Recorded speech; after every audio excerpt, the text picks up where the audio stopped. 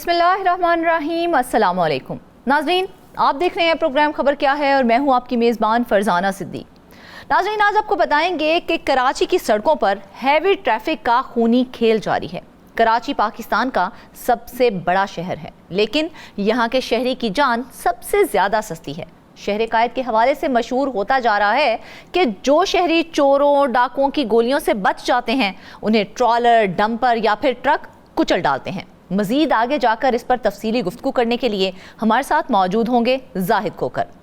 जबकि दूसरी खबर में हम बात करेंगे जनूबी पंजाब के शहर मुल्तान की, जहां पर मवेशी मंडियों में करोड़ों रुपए की मुबैना माली बेज़ाब्तियों का इंकशाफ हुआ है।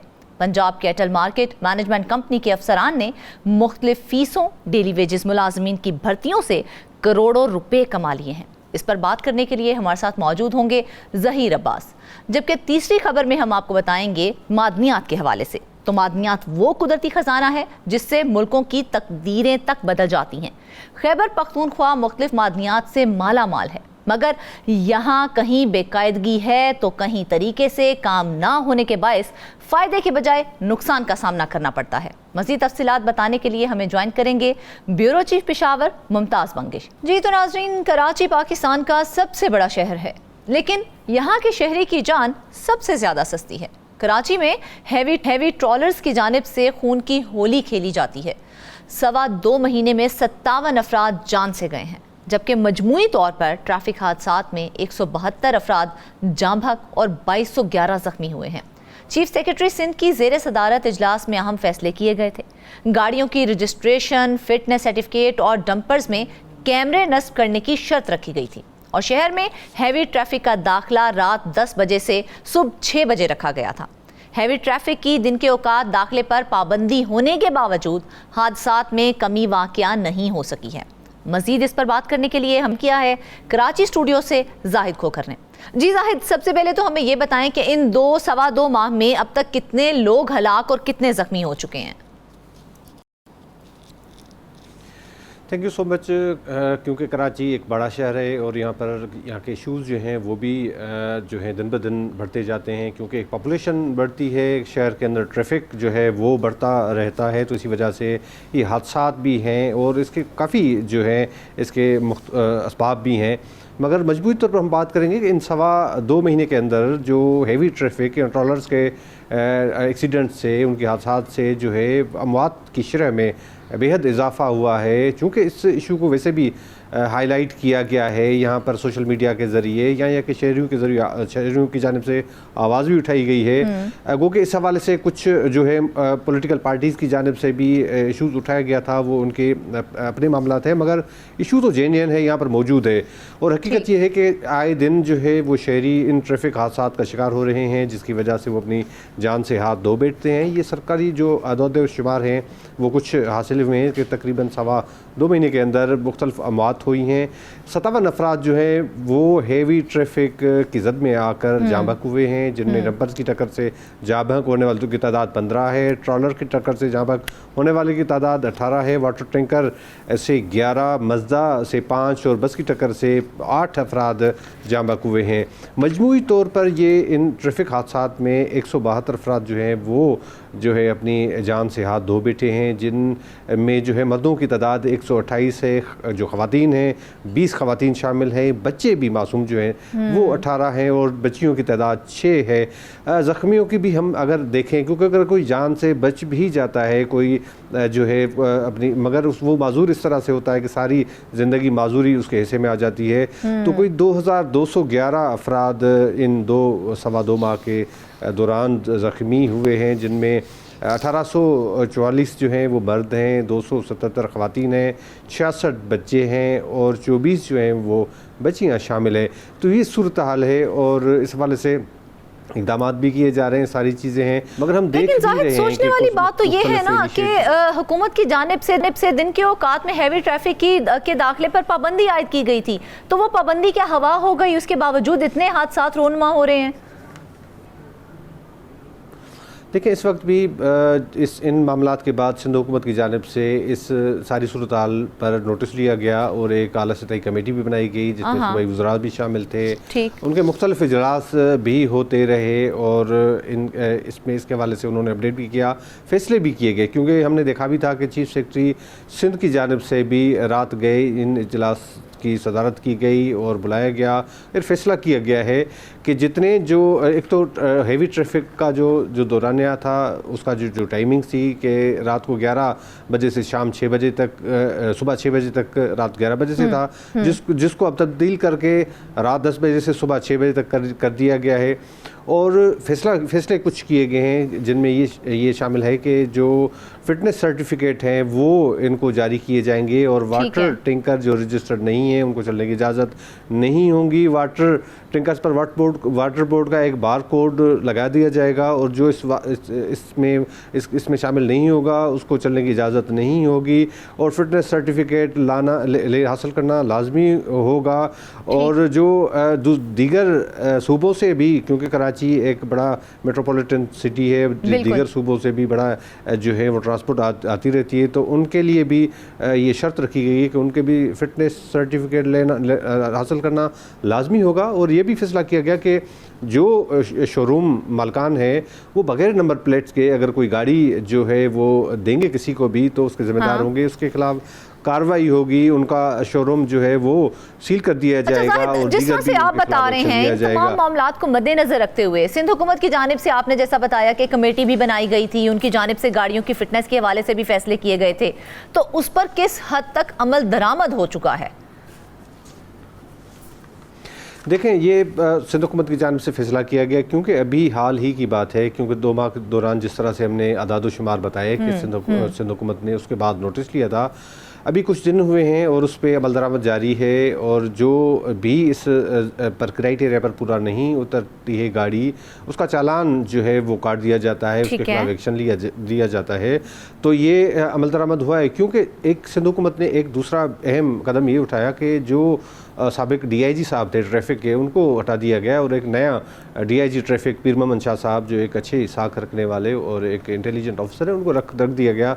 मकसद सिर्फ ये था कि इन ट्रैफिक के मामलात को कंट्रोल किया जाए, जो सिंध हुकूमत ने फैसले किए गए हैं उन पर अमल दरामद कराया जाए, क्योंकि इंतज़ामिया और पुलिस की मुश्तरका तौर पर जो अगर इकदाम करेंगे तो ही कामयाबी हासिल होगी। और उसके साथ साथ ख़ास तौर पर यहाँ सारी सूरत हाल में जो है शहरियों की अपनी भी जो है सेल्फ रिस्पॉन्सिबिलिटी वो बड़ी बेटर करती है कि खुद भी समझें। और दूसरी बात यह है कि इनकी जितने भी इकदाम किए गए हैं और उन पर अमल दरामद हो रहा है और हम समझते हैं, उम्मीद भी करते हैं कि अच्छाई की उम्मीद करनी चाहिए कि इतने हाई लेवल पर, हाई फोरम्स पर इस मामले को लिया गया है। एक वजारती कमेटी भी बनाई गई जिसमें तमाम सीनियर वज़रा शामिल थे, उनकी जानिब से अब जितने फैसले किए गए हैं उस पर इम्प्लीमेंटेशन की बात है, तो इम्प्लीमेंटेशन हो रही है और कुछ दिनों के बाद पता चलेगा, क्योंकि इतना बड़ा शहर है। सरकारी आदाद शुमार भी आप देखेंगे कि कितनी तकरीबन 2.25 करोड़ से भी ज़ायद, वैसे तो सरकारी आदाद शुमार के मुताबिक आबादी है मगर इससे भी ज़्यादा है। तो उस पर पुलिस देखें, रेशो हम देखें और उसके बाद दीगर जो इश्यूज़ हैं। अब जो है दूसरी बात यह है कि KMC के अंदर जो है KMC के ज़ेरे तमाम तकरीबन 50 से ज़ायद सड़कें हैं जिसकी भी तामीर हो रही है, जिसमें बड़ी बड़ी शाहराएँ शामिल हैं। अब हाल ही में KMC की जानिब से भी टेंडर्स किए गए हैं, कुछ उन्होंने अपने बजट से किया है और कुछ सिंध हुकूमत के ADB प्रोग्राम्स में उन शाहराओं को या उन सड़कों को शामिल किया गया है। असल वजह जो यही भी है कि सड़कें जो टूट फूट का शिकार हैं, कोई 100 से ज़ायद बिल्कुल जाहिद यही पूछने वाली थी कि असल वजह क्या है, जिस तनासुब से ये ट्रैफिक हादसात हो रहे हैं, असल वजह हमें पता चल जाए तो शायद हम उसका कोई हल निकाल सकें। देखिए, जिस तरह से मैंने बताया कि ये इतनी सड़कें हैं जिनकी जो है मरम्मत जारी है और इन सड़कों पर काम भी हो रहा है। उसके अलावा हम देखते हैं कि यहाँ पर जो कानून की हुक्मरानी का बड़ा फुकदान है।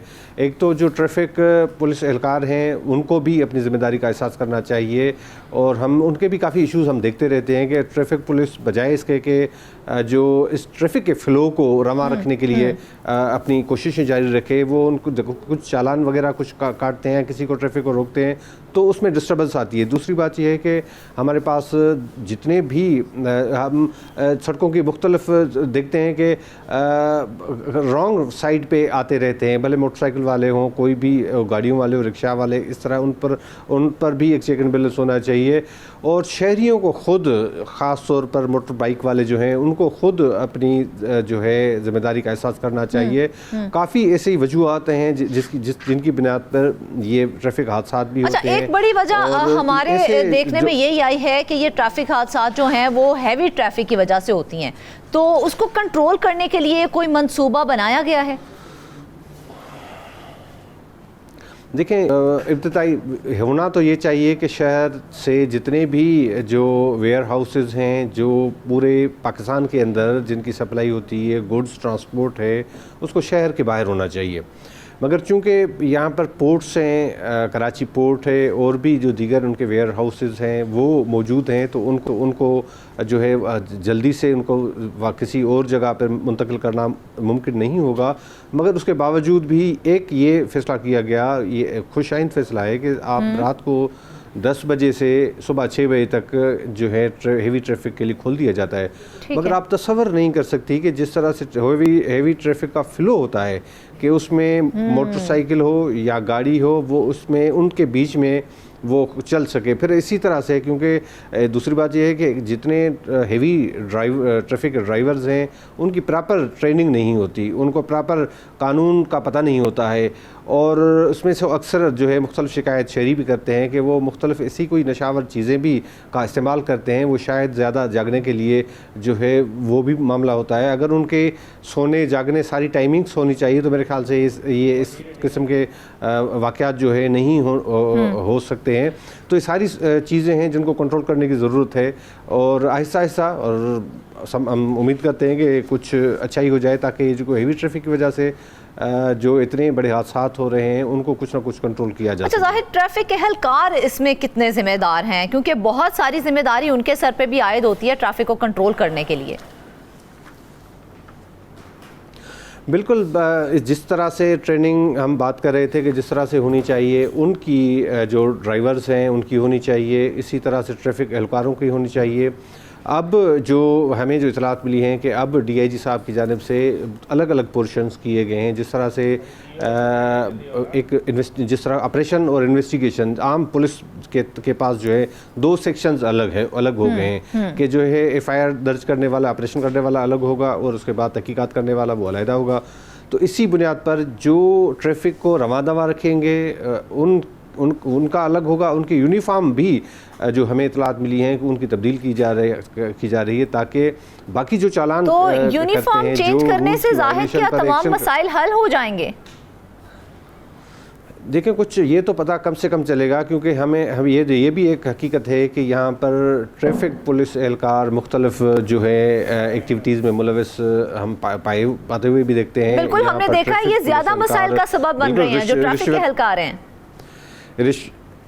रिश्वत लेते हुए भी हम देखते हैं हम काफ़ी जगहों पर। इसका इसलिए जो है मौजूदा DIG साहब ने फैसला किया है कि लोगों को कम से कम पता चले कि ट्रैफिक के फ़्लो को जारी रखने वाले एहलकार कौन है, क्योंकि जिनकी तैनात होते हैं ट्रैफिक को फ़्लो को जारी रखवाने के हवाले से, जो सिग्नल्स पर मौजूद होते हैं, उनकी यूनिफॉर्म अलग होने से पता चल जाएगा शहरियों को ये सिर्फ इस काम के लिए हैं। और जो चालान काटने वाले होंगे उनका यूनिफॉर्म, उनकी कैप तो वैसे भी कुछ अलग की गई थी, तो इस तरह से अगर उनकी यूनिफॉर्म में कुछ फ़र्क होगा तो कम से कम शहरियों को पता चलेगा कि जो रूल्स की वायोलेशन पर चालान हो रहा है उनके अलग एक पुलिस है। तो इसके अलावा भी जो मुख्तलिफ इक़दामात हैं वो उठाने की ज़रूरत है ताकि इन हादसात को भी रोका जा सके। कराची एक बड़ा शहर है, यहाँ पर ट्रांसपोर्ट के भी इशू है। आपको पता है कि कई सालों की पुरानी गाड़ियाँ चल रही होती हैं और उनके ब्रेक फेल हो जाते हैं, वो ओवर स्पीडिंग होती है, वो अपने टाइम के हिसाब से जो पहुँचना होता है तो पहले तो वो बिल्कुल गाड़ी स्लो चलाते हैं, फिर जब नज़दीक कोई होती है टाइम पर पहुँचने की तो फिर उसको उनको स्पीड देते हैं, फिर उनके सामने जो भी कोई चीज़ आ जाए, कोई गाड़ी आ जाए छोटी, उनको रोंद डालते हैं। उसका इसलिए सारी चीज़ें हैं, तो उनको महकमा ट्रांसपोर्ट भी इस हवाले से कदम उनको भी उठाना चाहिए, ताकि वो जो गाड़ियाँ नाकारा हो गई हैं, जो कोई ना कोई स्टेप उठाना चाहिए। जाहिद ये बताएं कि इनके ट्रैफिक एहलकार जो हैं ये तो शायद ट्रैफिक से भी ज़्यादा मसाइल क्रिएट कर रहे हैं, तो इनके रिफॉर्म्स के लिए क्या कोई मैकेनिज्म बनाया जा रहा है? जी बिल्कुल, उनको जवाबदेह किया जा रहा है, और उसके लिए भी एक मेकनिज़म जिस तरह मैंने बताया कि वो बनाया जा रहा है। तो उनकी भी इस्लाह की ज़रूरत है, उनको भी रिफॉर्म्स जो है उनके हवाले से भी लाने की ज़रूरत है, ताकि जो ट्रैफिक पुलिस एहलकार हैं, हम देखते हैं, हम अपनी रूटीन की लाइफ में देखते हैं कि जो पुलिस एहलकार, भले वो पुलिस ट्रैफिक के हों या वो ऑपरेशन वाले हों, वो हमेशा पुलिस के लोग जो हैं वो कानून की खिलाफ वर्जी करते हैं, सिग्नल तोड़ के जाते हैं, जो है वो रॉन्ग साइड जो है वो लेकर आते हैं, उनको कोई पूछने वाला नहीं होता, कानून को फॉलो करें। यही सवाल मैं आपसे करने वाली थी, जिस तरह से ट्रैफिक हादसा रोनमा होते हैं, तो लोगों को एजुकेट करना इस हवाले से कितना ज़रूरी है? बेहद सबसे जो बुनियादी जिम्मेदारी है वो लोगों की खुद है कि वो खुद इस चीज़ को समझें, और अगर हम खुद ट्रैफिक कानून की खिलाफ वर्जी ना करें तो मेरे ख्याल से कि 80% हमारे मसाइल हल हो सकते हैं। लोग इसको फॉलो नहीं करते, इसलिए ज़रूरी है कि उनको आगाही देने के लिए प्रोग्राम्स होने चाहिए। फास्ट ट्रैक पे अगर शारा फैसल पे आप जाएं, यूनिवर्सिटी रोड पे जाएं, तो मोटरसाइकिल वाले का फास्ट ट्रैक पे जाने की क्या ज़रूरत है, क्या तुक बनती हैं। हालांकि मुख्तलिफ़ औकात में ट्रैफिक पुलिस की जानिब से एक कैंपेन भी चलाई गई कि आप अपने ट्रैक पे रहें। अगर मोटरसाइकिल वाले हजरात या रिक्शा वाले हजरात ये सिर्फ अपने कानून को पासदारी करें और उसके मुताबिक चलें तो अच्छा जाहिद, एक शॉर्ट सा आंसर मुझे चाहिए कि जिस तरह से पंजाब के अंदर बाइकर्स के लिए सेपरेट लेन बना दी गई है, अगर कराची में भी इस तरह सेपरेट लेन बना दी जाए बाइकर्स के लिए, तो ट्रैफिक के मसाइल किस हद तक हल हो जाएंगे? बिल्कुल बनाई जाए, और इस तरह जिस तरह मैंने कहा कि सिर्फ बाइक वाले हजरात को हम अगर कंट्रोल कर लें तो हमारे 80% मसाइल हल हो सकते हैं। यहाँ पर शारा फैसल पर भी ट्रैक बना हुआ है और जिस पर बाइक वाले जो हैं जा सकते हैं, मगर लेकिन अफसोस की बात है ना, जाते नहीं हैं। इनको किस तरह से समझाया जाए, भाई अगर आपकी सेपरेट लेन है तो अपनी लेन में से आप गुजरें। 80% हादसात इससे कम हो सकते हैं। जी बिल्कुल, इसी तरह से कि लोग अपनी ज़िम्मेदारी महसूस करें। कराची में रहने वाले लोग कोई अनपढ़ नहीं है, कोई जाहिल नहीं है, माशाल्लाह पढ़े लिखे लोग हैं। तो पढ़े लिखे लोग जब ये बिहेव करेंगे, और इस तरह से हमारे यहाँ एक कल्चर है कि हम जब कानून तोड़कर अपने आप को फ़ख्र महसूस करते हैं, हालांकि हम वही लोग हैं जो किसी दूसरे मुल्क में जाएं। दूसरे मुल्क को आप छोड़ दें, अगर आप इस्लामाबाद जाएं और लाहौर की भी आप बात कर रही हैं, वहाँ पर भी हम ट्रैफिक रूल्स को फॉलो करते हैं, तो हम अपने शहर में क्यों नहीं कर सकते हैं? तो ये अपनी ज़िम्मेदारी उनको अदा करनी चाहिए। अगर हम ज़िम्मेदारी अदा नहीं करेंगे तो इसी तरह से ये मसले मसाइल बढ़ते रहेंगे। बिल्कुल, यहाँ पर किसी एक शख्स के ऊपर जाहिर देखा जाए तो जिम्मेदारी आयद नहीं होती है। हर एक शख्स ट्रैफिक के अंदर अपना किरदार अदा कर रहा है, उसके ऊपर जिम्मेदारी आयद होती है। इस तमाम मामले को मद्देनजर रखते हुए हमने DIG ट्रैफिक कराची पीर मोहम्मद शाह से रब्ता करने की बहुत कोशिश की, लेकिन उनसे रब्ता नहीं हो सका है। और हमारी ये गुजारिश ही है कि इन तमाम मामलात के हवाले से थोड़ा सा गौर करें ताकि ट्रैफिक हादसात के अंदर कमी आ सके। वापस आएंगे एक ब्रेक के बाद।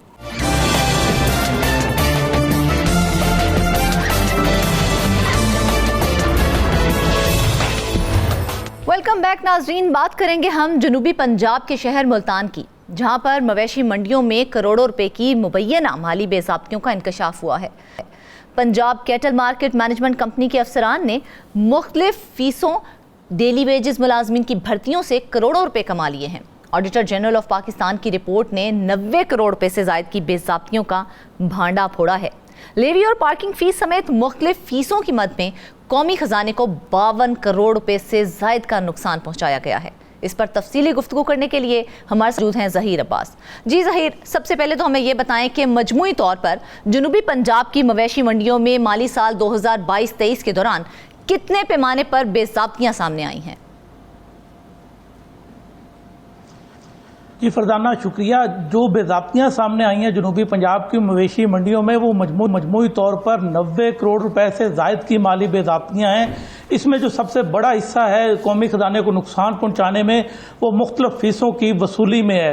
होता क्या है कि जब भी किसी फीस की नीलामी होती है, कि वो टेंडर होता है, तो उसमें चहीते ठेकेदारों को नवाजा जाता है, उसके बाद उन्हें फ्री हैंड दे दिया जाता है। इसके बाद वो खूब दोनों हाथों से जो है वो सरकारी फीसों पे हाथ साफ करते हैं। अब इस मामले में हुआ ये, जो कवानीन है, कवानीन के मुताबिक जब तक ऑफिशियल गजट नोटिफिकेशन जारी ना हो, उस वक्त तक जो कैटल मार्केट के अफसरान हैं वो किसी किस्म की फीस जो है उसकी वसूली की इजाजत नहीं दे सकते। मगर इस मामले में हुआ ये कि इन्होंने चहीते ठेकेदारों को गजट नोटिफिकेशन जारी किए बगैर ही फीसों की वसूली की इजाजत दी, जिस पर डेरा गाजी खान में अगर बात की जाए तो सबसे ज्यादा जो है वो फीसों की वसूली की मद में मुबैना तौर पर माली बेदाब्तियां सामने आई हैं। 34 करोड़ और 64 लाख रुपए की मुबैना बेदाब्तियां सामने आई हैं सिर्फ डेरा गाजी खान में। इस तरह अगर साहिवाल की बात की जाए तो साहिवाल में दूसरे नंबर पर मुबैना बेदाब्तियां फीसों में हुई हैं, 17 करोड़ रुपए से जायद की। ये तो है मुख्तलिफ फीसों की वसूली की मद में मुबैना बेदाब्तियां। इससे आगे चले तो मुल्तान में जो डेली वेजेस मुलाजमीन हैं उनकी भर्तियों में भी कवानीन को मद्देनजर नहीं रखा गया। कवानीन के मुताबिक जब भी आपने कोई भर्ती करनी होती तो सबसे पहले उसका प्रोसेस ये होता है कि आप अखबार में इश्तिहार देते हैं, इश्तिहार के बाद जो दरखास्तें आती हैं उनको आप शार्ट लिस्ट करते हैं, उसके बाद इंटरव्यू वगैरह का मरला होता है।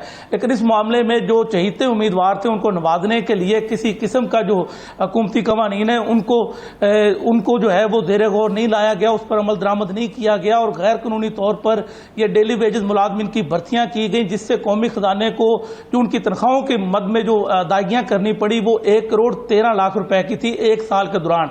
2022-23 में ये ऑडिट हुआ था मवेशी मंडियों का, जिसमें बड़े पैमाने पर बेदाब्तियां सामने आई थी। उसमें यह भी एक पहलू था कि उसमें गैर कानूनी भर्तियों से भी कौमी खजाने को नुकसान पहुंचाया गया। उसके बाद जो कनोपियां होती, साफ ज़ाहिर है जब मवेशी मंडी में जानवर आते हैं तो उनको साया फराहम करने के लिए कनोपियों की खरीदारी करनी पड़ती है।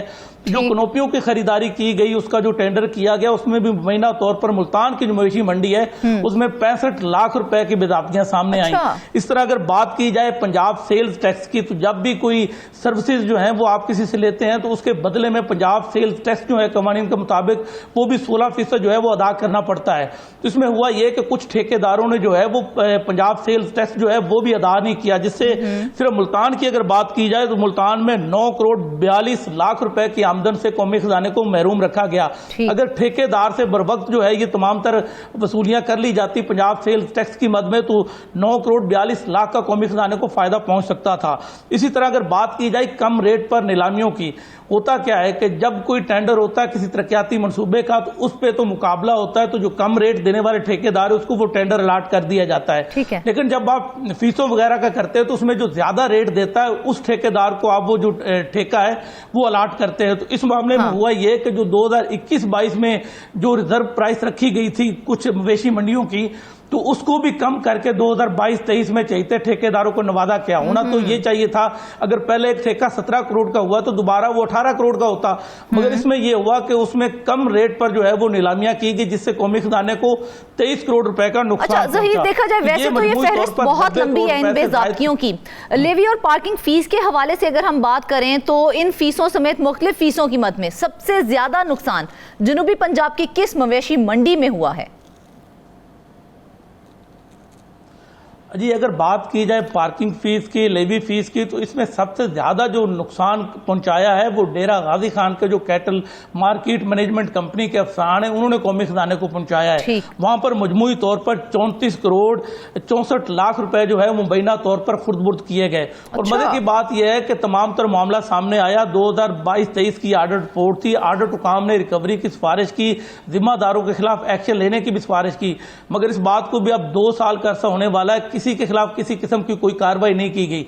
अगर मुल्तान के हवाले से बात करें तो मुल्तान में जब हमारी बात हो रही थी कैटल मार्केट अफसरान से, तो उनका यह कहना था कि 2022 में जो जायद फीसें वसूल करने वाले ठेकेदार थे उनके खिलाफ कार्रवाइयां की गई और मुल्तान में 5 जो मुलाजमीन हैं उनको भी नौकरियों से बरतरफ कर दिया गया था। तो मुल्तान की हद तक किसी हद तक वो एहतसाब का अमल जो है वो देखने में आया। मगर अगर जनूबी पंजाब की दीगर मवेशी मंडियों की बात की जाए तो वहां पर भी बड़े पैमाने पर माली बेज़ाब्तियां सामने आई, मगर किसी किस्म का कोई एक्शन जो है वो मुलाजमीन के खिलाफ नहीं लिया गया। जैसे कि मैंने बताया कि गैर कानूनी भर्तियां की गई। आप देखें कि गैर कानूनी तौर पर भर्तियां साबित भी होगी, आर्डर टू काम ने भी उसकी निशानदेही कर दी। कितनी गैर कानूनी भर्तियां की गई थी और ये डिटेल से ये जरा मामला बताइएगा कि कितनी गैर कानूनी भर्तियां थी ये, और गैर कानूनी अदायगियों से फिर कौमी खजाने पर कितना बोझ डाला गया है, क्योंकि भर्तियां की जाएंगी तो अदायगियां भी की जाएंगी। फिर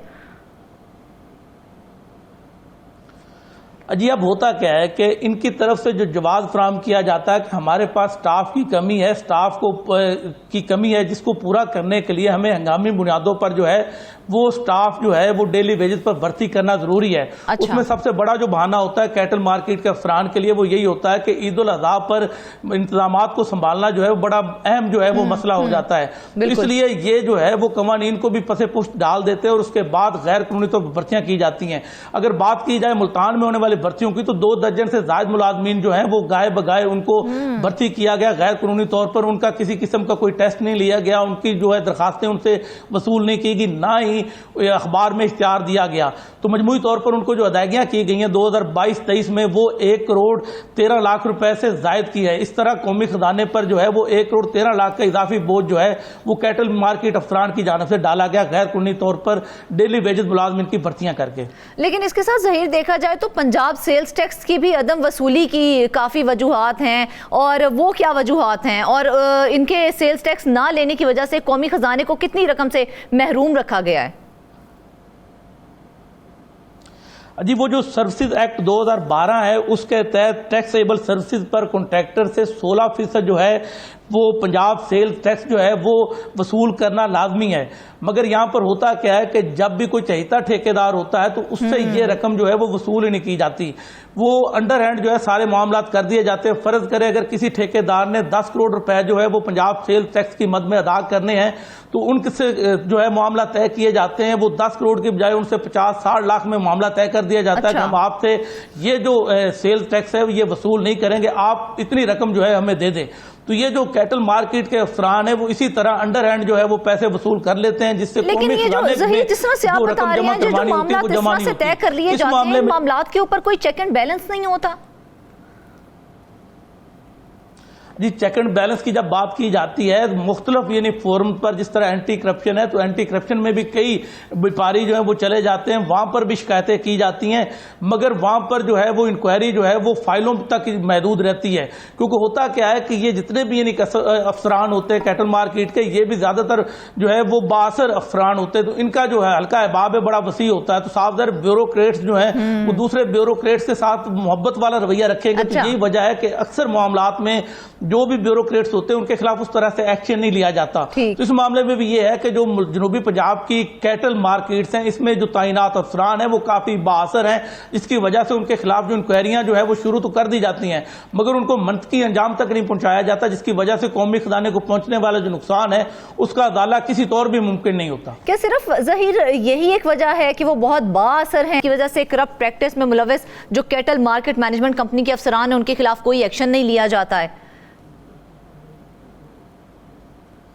जी बाअसर होना भी एक फैक्टर है। दूसरा ये है कि साफ जाहिर है जब भी कोई इंक्वायरी होती है महकमाना तो वो महकमे के अफसर ही करते हैं। तो जो महकमे के अफसर है साफ जाहिर है वो भी उनको कुछ ना कुछ रिलीफ देते हैं, तो महकमाना इंक्वायरियां तो सिरे से जो है वो ठप कर दी जाती हैं। होता यह कि जब कोई बड़ी करप्शन का वाक़या सामने आता है उसमें अगर पंजाब हुकूमत नोटिस ले ले या फिर खुद जो है वो नोटिस इनके सेक्रेटरी जो है सेक्रेटरी ले ले तो उसके बाद देखने में आया कि किसी हद तक जो है वो कुछ कार्रवाई होती है। इस तरह मैंने बताया कि मुल्तान में 2022 में 5 मुलाजमीन को जो है वो करप्शन साबित होने पर नौकरियों से बरतरफ कर दिया गया था। तो एहतसाब का एक ये तरीका भी है कि जब पंजाब हुकूमत जो है नोटिस लेती है या फिर मुतलका महकमे के जो सेक्रेटरी हैं सेक्रेटरी हजरात वो जब उस पर नोटिस लेते हैं तो उसमें कुछ ना कुछ जो है वो एहतसाब का अमल शुरू हो जाता है।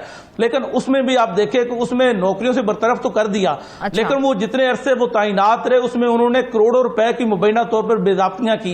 1 रुपया जो है वो भी उनसे रिकवर नहीं किया जा सका। रिकवरी की शरह जो है वो उसमें भी जी वही तो बता रहा हूँ ना, फायदा वो अपना करते रहे, फायदा करने के बाद वो रुखसत हो गए, वो यहाँ से अगर वो बरतरफ हुए तो कुछ दिन बाद वो दोबारा किसी और कैटल मार्केट में आ जाएंगे। यहाँ पर एक अफसर ऐसा भी था जिसको गुजरांवाला पे करप्शन से की बुनियाद पर निकाला गया था, वो दोबारा मुल्तान में आ गया, जब मुल्तान से निकला तो दोबारा किसी और महकमे में चला गया। तो ये बासर लोग होते हैं, ये देखते हैं कि किस महकमे में इन्हें ज्यादा जो है वो मार्जिन मिल सकता है, ज्यादा पैसा जो है कमा सकते हैं, तो इनका तो काम ही यही होता है कि ज्यादा से ज्यादा माल कमाना।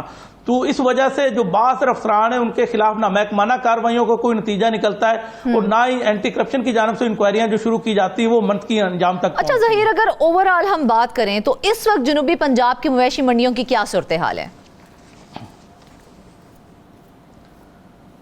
जी अगर मौजूदा बात की जाए तो इस टाइम भी मवेशी मंडी जो मुल्तान की है, सबसे बड़ी मवेशी मंडी है जसवंत नगर मुल्तान की, अगर बात की जाए तो उसमें जो है मुख्तलिफ जो फीसें हैं उसकी जायद फीसें वसूल की जा रही हैं। ठेकेदार और जो कैटल मार्केट अफसरान हैं उनकी मुबैना मिली भगत से व्यापारी हजरात जो हैं उनकी जेबों पर डाका डाला जा रहा है। एंट्री फीस की अगर बात करें तो मुल्तान में जो एंट्री फीस मुकर्रर की गई है सरकारी तौर पर वो फी जानवर 500 रुपए मुकर्रर की गई है, मगर कैटल मार्केट में वो जो फीस है वो 1400 रुपए फी जानवर वसूल की जा रही है। व्यापारियों की तरफ से शिकायत इस हवाले से हमें काफी ज्यादा शिकायत भी मौसूल हुई थी कि ओवर चार्जिंग की जाती है, तो उस पर कोई एक्शन लिया गया या लिया जा रहा है?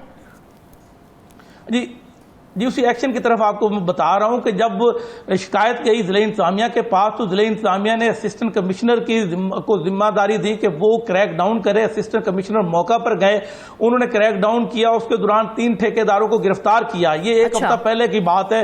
जो फीस वसूल की जा रही थी वो 500 की बजाय 1400 रुपए एंट्री फीस वसूल की जा रही थी। लेकिन एक हफ्ते के बाद दोबारा वही सूरत हाल है, आप मंडी जाएं, एक जानवर की आपको जो है वो 500 सरकारी फीस है तो आपको अभी भी 1000 से 1500 रुपए के दरमियान जो उधर वसूल की जा रही है। तो आप देखें कि एक हफ्ते के अंदर जो एहसाब किया गया पिछले एक हफ्ते में तो उसका कोई असर जो है वो सामने नहीं आया। होना तो ये चाहिए था कि वहां पे चेक एंड बैलेंस रखा जाता, दोबारा कोई ज़िला इंतजामिया अपनी टीम वहां पे मुकर्रर करती ताकि ओवर चार्जिंग करने वाले जो अनासर हैं इनके खिलाफ कोई ठोस लाएअमल बनाया जाता। मगर ऐसा मामला हम हर साल देखते हैं, इस तरह की शिकायत हर साल होती हैं, लेकिन अफसोस की बात है कि इसके ऊपर कोई भी काम नहीं किया जाता, कोई एक्शन नहीं लिया जाता है। चले हमें ये बता दें कि जानवरों की दाखिला फीस सरकारी तौर पर कितनी मुकर्रर है और मवेशी मंडियों में वसूल कितनी की जा रही है? जी वही जैसे मैंने बताया कि सरकारी फीस जो जानवरों की एंट्री की है वो 500 मुकर्रर है, मगर जो वसूल की जा रही है वो 1000 से 1400-1500 के दरमियान वसूल की जा रही है। यहाँ पे एक दिलचस्प और बात है कि जब कोई जानवर वापस मंडी से जाता है, उसे व्यापारी वापस ले जाता है या कोई खरीद के ले जाता है, तो उस वक्त उस पे जो है वो एंट्री की तो फीस है, लेकिन उसके वहां से बाहर जाने की फीस जो है सरकारी तौर पर मुकर्रर नहीं है।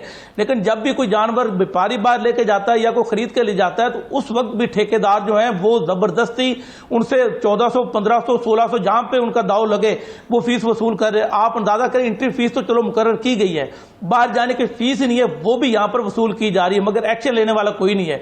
पराली की बात करें तो जानवरों को जब किसी गाड़ी पे लाया जाता है तो नीचे पराली जो है वो रखी जाती है, तो पराली की जो फीस है सरकारी तौर पर वो 500 रुपए मुकर्रर की गई है, मगर यहां पर जो वसूल की जा रही है वो 1300 से 1400 रुपए मुकर्रर की जा रही है। आप इससे अंदाजा लगाएं कि ओवर चार्जिंग हर चीज में बेज़ाब्तियां ही बेज़ाब्तियां हैं। आने वाले और मजीद महीनों में देखा जाए तो ईद उल अज़हा की आमद है, अगर कैटल मार्केट की यही सूरत हाल रही तो फिर बहुत ज्यादा मसाइल जो हैं वो खड़े हो जाएंगे आवाम के लिए भी। Punjab cattle market management company के अफसरान ही इन तमाम तर बेज़ाब्तियों में मुलव्विस हैं। हुकूमत को इस हवाले से ठोस इक़दाम करने चाहिए। वापस आएंगे एक ब्रेक के बाद।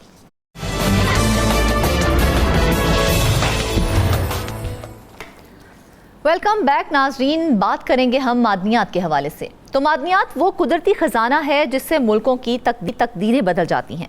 खैबर पख्तूनख्वा मुख्तलिफ मादनियात से माला माल है, मगर यहाँ कहीं बेकायदगी है तो कहीं तरीके से काम ना होने के बायस फ़ायदे की बजाय नुकसान का सामना करना पड़ता है।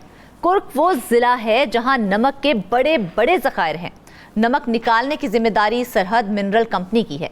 गुज़िश्ता चंद सालों के दौरान इस कंपनी के ज़रिए रॉक सॉल्ट निकाला गया, मगर उसके साथ ही कई जगहों पर बेकायदगी भी सामने आई है। इन बेकायदगियों से मुतल्लिक बात करते हैं हमारे पेशावर के ब्यूरो चीफ मुमताज बंगिश से। जी मुमताज, सबसे पहले तो हमें ये बताइएगा कि रॉक सॉल्ट वो चीज़ है जिसे ना सिर्फ मुकामी सतह पर इस्तेमाल किया जाता है बल्कि इसे एक्सपोर्ट भी किया जा सकता है, तो किस किस्म की बेकायदगियाँ यहाँ देखी गई हैं? शुक्रिया फरजाना। दरअसल जो रॉक साल्ट है वो इंतहाई अहमियत का हामिल है। यहाँ जिस तरह आपने बताया, खैबर पख्तूनख्वा में मादनियात की कमी नहीं, मुख्तलिफ इलाकों में मुख्तलिफ किस्म के मादनियात हैं। कहीं पे कोयला है, कहीं पे दीगर कीमती जेमस्टोन्स हैं और कहीं पे ऑयल एंड गैस अब आहिस्ता आहिस्ता ऐसे इलाकों में भी दरियाफ्त हो रहे हैं कि जो माजी में दहशतगर्दी के इलाके रहे हैं और वहाँ पे अब तक जो है वो दहशतगर्दी का वो था, अब वहाँ पे ऑयल एंड गैस की दरियाफ्त हो रही है। करक भी उन जनूबी अजला में शामिल है जो एक इंतहाई पसमानदा इलाका है और यहाँ जो रॉक साल्ट निकाला जाता है वो न सिर्फ पूरे मुल्क को सप्लाई किया जाता है बल्कि ये वो साल्ट है कि जिसे एक्सपोर्ट भी किया जा सकता है। लेकिन हमारा अलमिया ये है कि या तो इसे जो इसका सही तरीक़ाकार है उसके मुताबिक निकाला नहीं जाता और या जब निकाला जाता भी है तो उससे वो नताइज हासिल नहीं होते जो होने चाहिए। अब इसमें जो सरहद मिनरल लिमिटेड कंपनी है इसको ये जिम्मेदारी दी गई है। आगे उन्होंने पिछले 5 साल के दौरान ये जिम्मेदारी 3 ठेकेदारों को दी थी और उनसे ये कहा गया था कि वो 110 रुपए और 120 रुपए फी मीट्रिक टन के हिसाब से राख नमक निकालें। इनके साथ बाकायदा तौर पे ये मुआहिदा हुआ था और 5 साल के दौरान 1,19,000 मीट्रिक टन जो रॉक साल्ट है वो निकाला गया। ठीक है। और ये रॉक साल्ट निकालने के लिए, चूंकि ये रॉक्स है इसलिए इसको तोड़ने के लिए गन पाउडर का इस्तेमाल किया जाता है और ये नमक निकालने के लिए कोई 49,770 किलोग्राम गन पाउडर का इस्तेमाल किया गया। यूं अगर हम यूं समझ लें कि औसतन फी मीट्रिक टन नमक निकालने के लिए 2.41 किलोग्राम गन पाउडर का इस्तेमाल किया गया तो ये बेजान नहीं होगा। लेकिन इसमें मसला ये है कि ये जो गन पाउडर का इस्तेमाल किया गया ये जो उसके लिए रिक्वायरमेंट है उससे कहीं ज़्यादा है, क्योंकि पाकिस्तान मिनरल डेवलपमेंट कॉरपोरेशन एक इदारा है। उसने भी करक से नमक निकाला, लेकिन उसने इस मकसद के लिए जो गन पाउडर का इस्तेमाल किया तो फी 5 मीट्रिक टन के लिए उनका जो बारूद जो है वो लगा वो तकरीबन सिर्फ 1 किलोग्राम है। यानी 5 मीट्रिक टन नमक निकालने के लिए उनको सिर्फ 1 किलोग्राम बारूद इस्तेमाल करना पड़ा, जबकि सरहद मिनरल कंपनी जो है उसको 2.41 किलोग्राम बारूद जो है वो इस्तेमाल करना पड़ा। चूंकि कंपनी की जानिब से ये बारूद ठेकेदारों को फराहम किया जाता है, इसलिए अगर ये ज़्यादा इसकी फराहमी की जाती है तो इससे मुल्की ये सूबे का जो खजाना है उस पर असर पड़ता है और ज़ाहिर है नुकसान जो है उसी ही उठाना पड़ता है। तो मुमताज क्या वजह है कि जब एक कंपनी 1 किलोग्राम बारूद से 5 टन नमक जो है वो निकाल सकती है तो फिर दीगर कंपनियां क्यों नहीं निकाल सकती हैं? यही तो एक मसला है। यही तो महकमा ऑडिट ने भी इस पे जो ऑब्जर्वेशन लगाई है वो ये लगाया है कि इससे तो तकरीबन 5.5 करोड़ रुपए का नुकसान हुआ खजाने को। अगर जो पाकिस्तान मिनरल डेवलपमेंट कॉरपोरेशन है अगर वो 1 किलोग्राम से 5 मीट्रिक टन साल्ट जो है वो निकाल सकता है तो क्यों ना ये ठेकेदार जो है इसी मुनासिबत से साल्ट क्यों नहीं निकाल सकते। बिल्कुल। और फिर इसमें जो और जो बेकायदगी है वो ये है कि कोई मेकनिज़म मुकर्रर नहीं किया गया कि आप एक 5 मीट्रिक टन जब साल्ट निकालेंगे तो उसके लिए कितना बारूद इस्तेमाल कर सकेंगे। यूं ये जो हिसाब लगाया गया ये तो पूरा जो साल्ट निकाला गया और फिर जो जितना भी बारूद इसका इस्तेमाल किया गया, जो गन पाउडर इस्तेमाल हुआ उस मुनासिबत से औसतन ये निकाला गया है। तो इसके बाद ही ये बेकायदगी सामने आई कि ये तो दुगने से भी ज़्यादा है। मतलब जो पाकिस्तान मिनरल डेवलपमेंट कॉरपोरेशन ने जितनी बारूद का इस्तेमाल किया है जिस मिकदार में, ये उससे दुगने से भी ज्यादा है। तो इसलिए ये ऑब्जर्वेशन एक लगाई गई, लेकिन इसकी जिम्मेदारी ताहाल किसी पर फिक्स नहीं की गई। और हालांकि ये जो ठेका था ये मुख्तलिफ ठेकेदारों को दिया गया है। ज्यादा नुकसान नहीं होता क्या? नहीं, असल में रॉक तोड़ने के लिए ये ज़रूरी होता है और एक दफ़ा जब ये तोड़ देते हैं तो उस पर फिर ये नमक निकाल लेते हैं और नमक को मुख्तलिफ जगहों पे सप्लाई किया जाता है। लेकिन जब इस मकदार में ये बारूदी मवाद जो है इसके लिए इस्तेमाल करना पड़े और इसका हिसाब किताब ना हो और इसके लिए कोई मेकनिज़म तय ना हो तो ज़ाहिर है इस पर अखराजात काफ़ी ज़्यादा आ जाते हैं। तो जिस तरह से मैंने आपको कहा कि जो 1,19,000 मीट्रिक टन नमक निकाला गया तो उससे खजाने को जो इजाफी जो बारूद इस्तेमाल किया गया उससे खजाने को तकरीबन 5.5 करोड़ रुपए का नुकसान उठाना पड़ा। तो यूं एक तरफ तो यह है कि इस नुकसान का सदेपाव नहीं किया गया, दूसरी जानिब इसमें एक और जो बेकायदगी है वो ये है कि इसकी जो सेल है उस पर भी तवज्जो नहीं दी गई।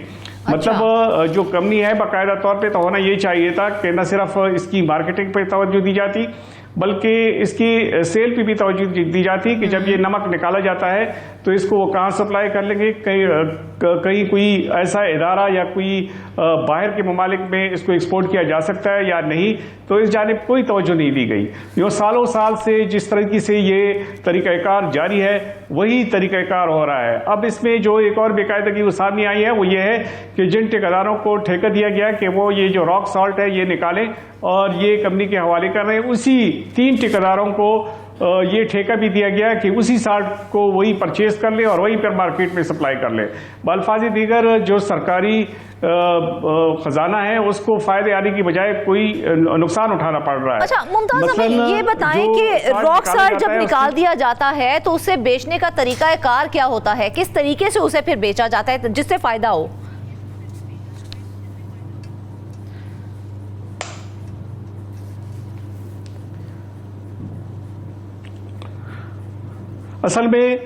असल में जो रॉक साल्ट निकाल दिया जाता है तो उसे बेचने का तरीक़ाकार बाकायदा तौर पे डिफाइंड है, लेकिन उस तरीक़ाकार पे अमल दरामद नहीं हो रहा। अब मसला ये है कि ये जो साल्ट निकाला जा रहा था तो इसको चाहिए था कि इसकी ओपन बिडिंग होती और इसको बाकायदा तौर पे ठेका देने के लिए बाकायदा तौर पे इसका एक तरीक़ाकार तय होता और ओपन मार्केट में ठेकेदारों को ले लिया जाता, उसकी बाकायदा तशहीर की जाती और केपरा रूल्स के तहत इसको बाकायदा तौर पे उन ठेकेदारों को ठेका दिया जाता, लेकिन ऐसा नहीं किया गया। मुमताज, हमने देखा है कि इसके अंदर भी बहुत सी बेकायदगियां सामने आई हैं, वो कौन सी बेकायदगियां हैं जो हुई हैं इस हवाले से? इसमें यह है कि ये जो ठेका 3 कंपनियों को देना था बेचने के लिए, इसके लिए अलग से एक टेंडर होना चाहिए था और इसकी बाकायदा तशहीर होनी चाहिए थी ताकि ये साल्ट जो है ये किसी ओपन मार्केट में इसको सेल कर दिया जाता या इसको एक्सपोर्ट कर दिया जाता या केमिकल इंडस्ट्री में इस्तेमाल के लिए इसको बेचने की कोशिश की जाती, लेकिन ऐसी कोई कोशिश नहीं की गई। अच्छा। इसका मतलब ये हुआ कि जो ठेकेदार वो निकाल रहे थे वो अपनी नहीं निकाल रहे हैं, वही नमक जो कंपनी को देते हैं वो वापस ले लेते हैं और मुनाफा इन्हीं ठेकेदारों की जेब में चला जाता है। मतलब जो ओपन टेंडर से अगर होता तो बाकायदा तौर पे कंपटीशन के तहत ठेकेदार उसमें आते और जो कंपनी चाहती तो उसी मुनासिबत से उसके रेट भी मुकर्रर की जाते, लेकिन उस मुनासिबत से उसकी रेट मुकर्रर नहीं की गए जिसकी वजह से खजाने को करोड़ों में नुकसान उठाना पड़ा। यूँ अगर ये कहा जाता है कि अगर इसकी एक्सपोर्ट की कोशिश की जाती है, इसको केमिकल इंडस्ट्री के हवाले करके उस पर बेच दिया जाता तो इससे करोड़ों रुपए की आमदनी हासिल हो सकती है।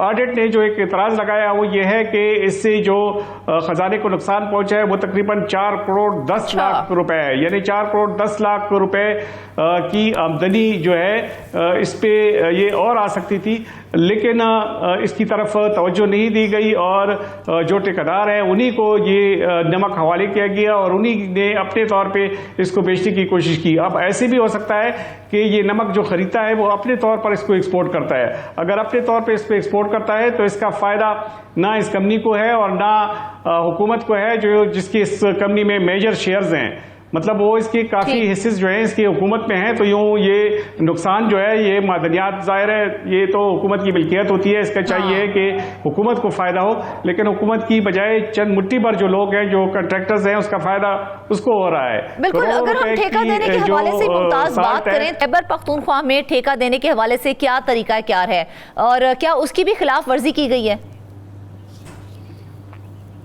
जी बिल्कुल, असल में जिस तरह मैंने कहा केपरा के तहत केपरा ने अलग रूल्स बनाए हैं और उसके मुताबिक ही जो भी ठेका दिया जाता है तो उसके मुताबिक दिया जाता है, ख्वाह वो कोई महकमा हो, ख्वाह कोई सरकारी कंपनी हो या कोई ऐसी कंपनी हो जिसकी हुकूमत में जिसकी मेजर शेयर्स हो, तो वो बाकायदा इस बात का पाबंद है कि केपरा रूल्स के तहत उस पर अमल दरामद कर ले और उसकी बाकायदा ऑक्शन करे, ठेकेदारों से बेड्स मंगवाएं और उसके बाद फिर वो ठेका जो है वो उसको दे। मतलब जो साल्ट निकालने का ठेका है वो अलग लोग होनी चाहिए और जो बेचने वाले हैं जिनको ये साल्ट फरोख्त किया जाता है उस पर अलग ठेकेदारों को देना चाहिए। लेकिन सिर्फ यही चीज़ नहीं फरजाना, इसमें और भी बेकायदगी है। मिसाल के तौर पे जो बारूद और जो सेफ्टी फ्यूज ली गए हैं वो एक जगह से 183 रुपए फी किलो के हिसाब से खरीदे गए हैं और दूसरी जगह से 221 रुपए फी किलो के हिसाब से खरीदे गए हैं। इसी तरह से जो सेफ्टी फ्यूज है वो भी पैमाइश के लिहाज से खरीदे गए हैं, उसकी भी 2 मुख्तलिफ रेट्स हैं।